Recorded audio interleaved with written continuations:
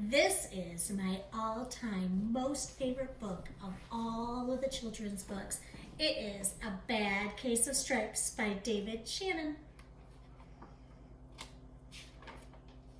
Camilla Cream loved lima beans, but she never ate them.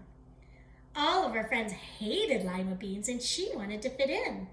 Camilla was always worried about what all the other people thought of her. Today, she was fretting even more than usual. It was the first day of school and she couldn't decide what to wear. There were so many people to impress. She tried on 42 outfits, but none of them seemed quite right. She put on a pretty red dress and looked in the mirror, and then she screamed. Ah! Her mother ran into the room and she screamed too. Oh my heavens, she cried. You're completely covered with stripes. This was certainly true. Camilla was striped from head to toe. She looked like a rainbow. Mrs. Cream felt Camilla's forehead. Do you feel all right? She asked. I feel fine, Camilla answered. But just look at me. You get back into bed this instant, her mother ordered. You are not going to school today. Camilla was relieved. She didn't want to miss the first day of school, but she was afraid of what the other kids would say, and she had no idea what to wear with those crazy stripes. That afternoon, Dr. Bumble came to examine Camilla. Most extraordinary, he exclaimed. I've never seen anything like it. Are you having any coughing, sneezing, runny nose, aches, pains, chills, hot flushes, dizziness, drowsiness, shortness of breath, or uncontrollable twitching? No, Camilla told him. I feel fine.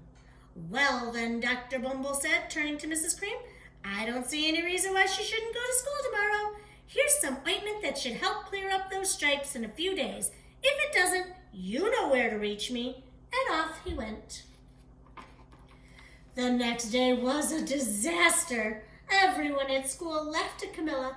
They called her Camilla Crayon and Night of the Living Lollipop. She tried her best to act as if everything were normal, but when the class did the Pledge of Allegiance, her stripes turned red, white, and blue, and she broke out in stars. The kids thought this was great. One yelled out, let's see some purple polka dots. Sure enough, Camilla turned all purple polka dotty. Someone else shouted, checkerboard, and a pattern of squares covered her skin. Soon, everyone was calling out different shapes and colors, and poor Camilla was changing faster than you can change channels on a TV. That night, Mr. Harms, the school principal, called. I'm sorry, Mrs. Cream, he said. I'm going to have to ask you to keep Camilla home from school. She's just too much of a distraction, and I've been getting calls from the other parents. They're afraid those stripes may be contagious. Camilla was so embarrassed. She couldn't believe that 2 days ago everyone liked her, and now nobody wanted to be in the same room with her. Her father tried to make her feel better. Is there anything I can get for you, sweetheart? He asked. No, thank you, sighed Camilla. What she really wanted was a nice plate of lima beans, but she had been laughed at enough for one day. Yes, well, I see, Dr. Bumble mumbled when Mr. Cream phoned the next day. I think I'd better bring in the specialist. We'll be right over. About an hour later, Dr. Bumble arrived with 4 people in long white coats. He introduced them to the Creams. This is Dr. Grop, Dr. Sponge, Dr. Cricket, and Dr. Young. Then the specialist went to work on Camilla.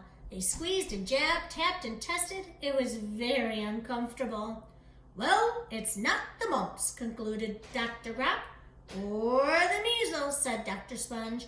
Definitely not chickenpox, put in Dr. Cricket. Or sunburn, said Dr. Young. Try these, said the specialist, and they each handed her a bottle filled with different colored pills. Take one of each before bed, said Dr. Grop, and then they filed out the front door, followed by Dr. Bumble. That night, Camilla took her medicine.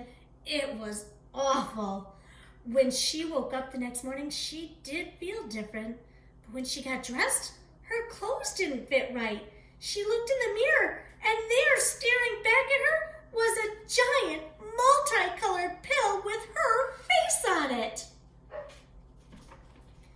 Dr. Bumble rushed over as soon as Mrs. Cream called, but this time, instead of the specialists, he brought in the experts.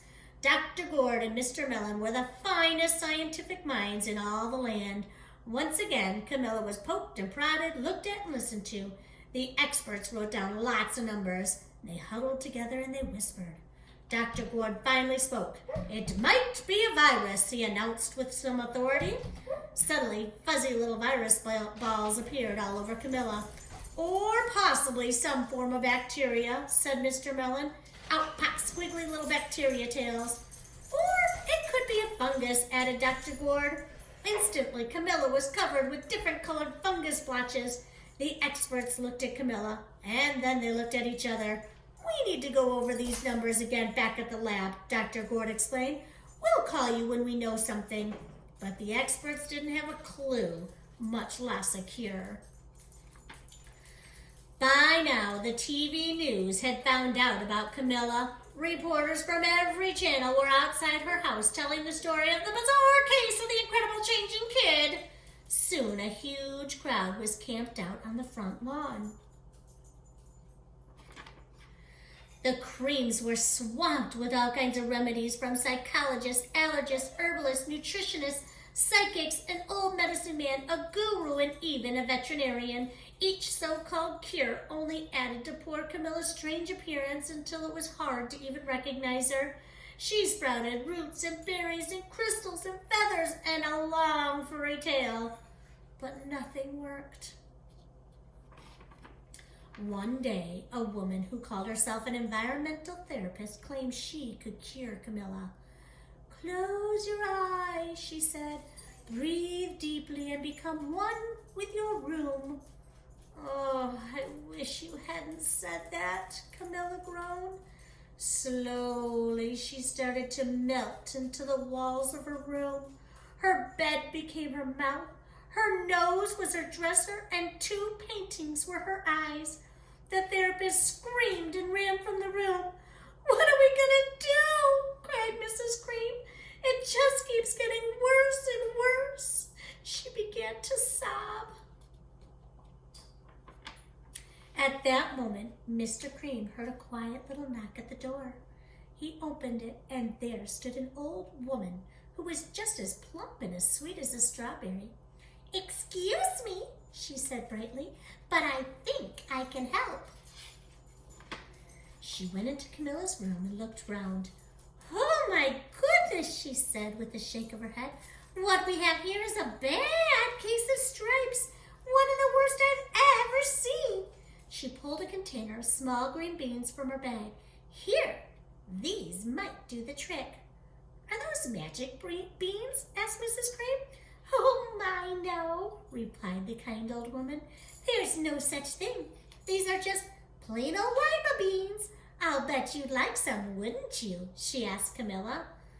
Oh, Camilla wanted a big, heaping plate full of lima beans more than just about anything, but she was still afraid to admit it. Yuck! No one likes lima beans, especially me. "Oh dear," said the woman sadly. "I guess I was wrong about you." She put the beans back in her bag and she started towards the door. Camilla watched the old woman walk away. Those beans would taste so good, and being laughed at for eating them was nothing compared to what she'd been going through. She finally couldn't stand it. "Wait!" she cried.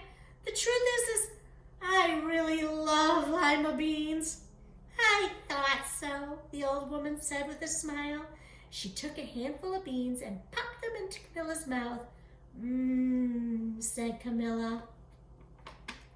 Suddenly, the branches, feathers, and squiggly tails began to disappear. Then the whole room swirled around. When it stopped, there stood Camilla, and everything was back to normal. "I'm cured!" she shouted. "Yes," said the old woman. "I knew the real you was in there somewhere." She patted Camilla on the head, and then she went outside and vanished into the crowd. Afterward, Camilla wasn't quite the same. Some of the kids at school said she was weird, but she didn't care a bit. She ate all the lima beans she wanted, and she never had even a touch of the stripes again. The end.